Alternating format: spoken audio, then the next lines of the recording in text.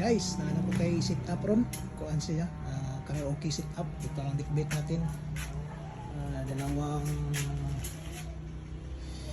Dalawang mid-high na full range.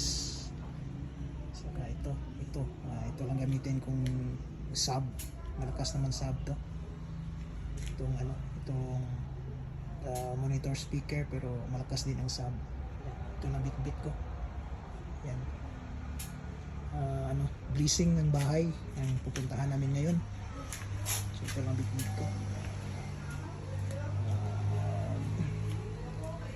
So ito na, may ito gamit. Yan, nasa loob na. Karaoke sit up ang namin ngayon, karaoke sit up. Mag karaoke daw sila. Okay.